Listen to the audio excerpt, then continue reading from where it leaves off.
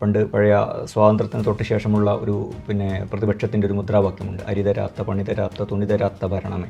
അപ്പോൾ അരി തരേണ്ടതും പണി തരേണ്ടതും തുണി തരേണ്ടതും സമൂഹത്തിലെ എല്ലാ കാര്യങ്ങളും നിർവഹിക്കേണ്ടതും ഭരണകൂടമാണ്.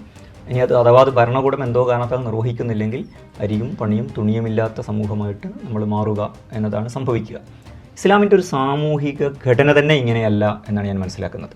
മറിച്ച് അതിൽ വളരെ പവർഫുള്ളായൊരു വ്യക്തിയുണ്ട്. മോഡേൺ സ്റ്റേറ്റിനകത്തുള്ള വ്യക്തിയേക്കാൾ വളരെ ശക്തിയുള്ളതാണ്, അവകാശങ്ങളും ബാധ്യതകളും ഡിഗ്നിറ്റിയും ഒക്കെയുള്ളതാണ് ഇസ്ലാമിക് സൊസൈറ്റിക്കകത്തുള്ള ഇൻഡിവിജ്വൽ എന്ന് പറയുന്നത് തന്നെ. കാരണം ആ ഇൻഡിവിജ്വലും അള്ളാഹുവും തമ്മിലുള്ളൊരു ബന്ധമുണ്ട്. ആ രണ്ടാമത്തത് കുടുംബം എന്ന് പറയുന്നത് വളരെ പ്രധാനപ്പെട്ട ഒരു യൂണിറ്റാണ്. അതിൻ്റെ ഒരു ന്യൂക്ലിയർ ഫാമിലിയുണ്ട്, പിന്നെ അവരുടെ മാതാപിതാക്കളുണ്ട്, പിന്നെ ഉലിൽ ഖുർബ എന്ന് പറയുന്ന കുറേ കൂടി വിശാലമായ കുടുംബം. അവർ തമ്മിൽ പലതരത്തിലുള്ള ഉത്തരവാദിത്തങ്ങളും ബാധ്യതകളും ഇസ്ലാമിലെ അനന്തരാവകാശ സ്വത്ത് പരിശോധിച്ചാലും കുടുംബ ബാധ്യതകളൊക്കെ പരിശോധിച്ചാലും ഇത് നമുക്ക് കാണാൻ സാധിക്കും. മറ്റൊരു ലോക്കൽ ഉമ്മത്തുണ്ട്, ഒരു സമൂഹമുണ്ട്. ആ സമൂഹത്തിലും പലതരത്തിലുള്ള ഇൻസ്റ്റിറ്റ്യൂഷൻസ് ഉണ്ട്, അവർക്ക് ഉത്തരവാദിത്തങ്ങളും ബാധ്യതകളും ഒക്കെയുണ്ട്. ഇപ്പോൾ വഖഫ് എന്ന് പറയുന്നത് അബ്ദുള്ള കുറേ കൂടി അതിൽ റിസർച്ച് ചെയ്ത ഒരാളെന്ന നിലക്ക്, ഗവേഷണം നൽകുക, അതിനെക്കുറിച്ച് ഇനിയും ധാരാളം എന്നെക്കാൾ കൂടുതൽ സംസാരിക്കാൻ സാധിക്കും.